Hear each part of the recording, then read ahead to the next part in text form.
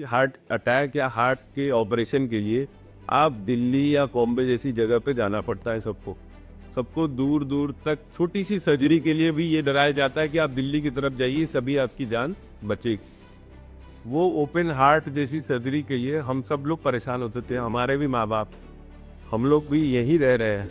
अगर हम उस सर्विस को यहाँ नहीं करेंगे तो करेगा कौन? हम अपने माँ बाप को कहाँ लेके जाएंगे?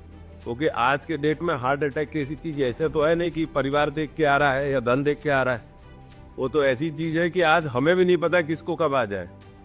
तो हमें ये इस चीज़ के लिए एक ऐसा सेंटर तो बनना पड़ेगा कि जिसमें कभी भी कोई किसी तरीके का अगर हार्ट अटैक आए तो हम उस चीज़ को at is best service and very fast and quick, जो एक सर्विस दिल्ली बॉम्बे में मिलती है वो हम यहाँ पर डिलीवर करने की पूरी कोशिश और मेहनत कर रहे हैं प्रतिदिन, डे बाई डे।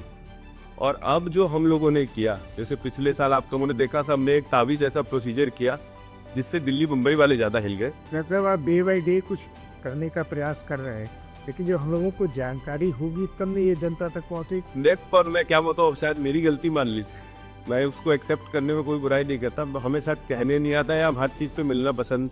हमें लगता है कि जब कुछ कंक्रीट अच्छी चीज़ हो तब हम आपके सामने वो इंफॉर्मेशन मीडिया तक आने की हाँ कोशिश करता हूँ। मतलब इसमें भी अपनी इम्प्रूवमेंट ऑफ स्कोप बढ़ाऊंगा मैं।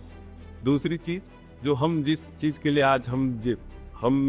आज गैदरिंग रखे हैं, उसमें सबसे बड़ी चीज़ है कि MICS होता है, मिनिमल इन्वेजिव कार्डियक सर्जरी।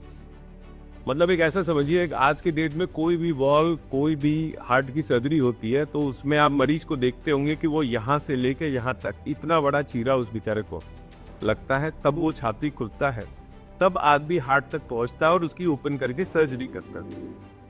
अभी मैंने कुछ दिन पहले, तो मुझे याद है 6-8 महीने पहले BHU में भी सुना था कि वहाँ पे एक MICS हुआ है जिसमें केवल इतनी बड़ी चीरे से ही हम पेशेंट के हार्ट तक पहुँचते हैं, हार्ट की सर्जरी करते हैं और सर क्लोज करके चले आते। तो ये पूरा का पूरा आदमी का सेफ रहता है। हमने MICS में डबल वॉल, मतलब एक वॉल तो हम कई बदल चुके हैं और ओपन हार्ट तो हम कितने कर चुके हैं, और ऊपर वाले की रहम से मोर्टेलिटी के नाम पे केवल एक हुई है। अगर हमने 300 की रखी तो हमारे पेशेंट जिंदा रहता है, मुस्कुराता रहता है और 85 साल तक, 86 साल तक, 87 साल तक ऑपरेशन करके घर भेजा है और मुस्कुराता भेजा है। और वो जब मुस्कुरा के आता है तो आज उसका लड़का बोलता है कि सर हम तो सोचे ही नहीं थे कि बाईपास जैसी चीज़ पे ये चल पाएंगे, लेकिन आज वो 90 साल के होने के बावजूद भी चल रहे हैं। तो that is very big complement कि लोग अब हार्ट सर्जरी के लिए हमारी संस्था और हमारी टीम को भरोसा कर रहे हैं।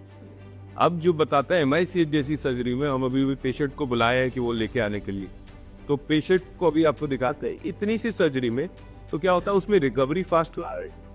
पहले दूसरी बात, कल को यंग लड़के को दोबारा कभी जीवन में ऑपरेशन करना पड़े तो एक तरफ सर्जरी हो जाने के बाद इतना फाइब्रोस हो जाता है कि बहुत मुश्किल सर्जरी हो जाती है किसी को भी निकालना।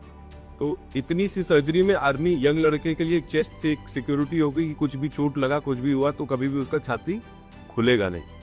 और इतने में हमने 2 वॉल्व को बदला है और दोनों वॉल्व को इतने से ही सर्जरी से करके नेक्स्ट 2 दिन में बिना ड्रेन के पेशेंट बाहर होता है।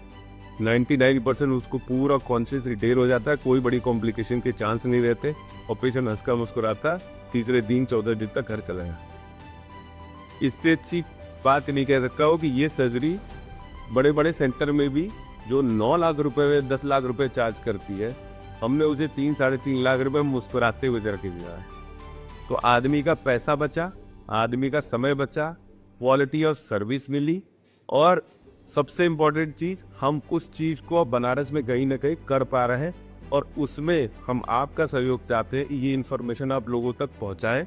इतनी बड़ी सर्जरी के लिए वो बेचारा पहले तो दिल्ली बम्बई के धक्के खाता है और सब कार्ड होने के बावजूद भी कहल देता है बड़ी बड़ी संस्थाओं को, क्योंकि वो लेते ही।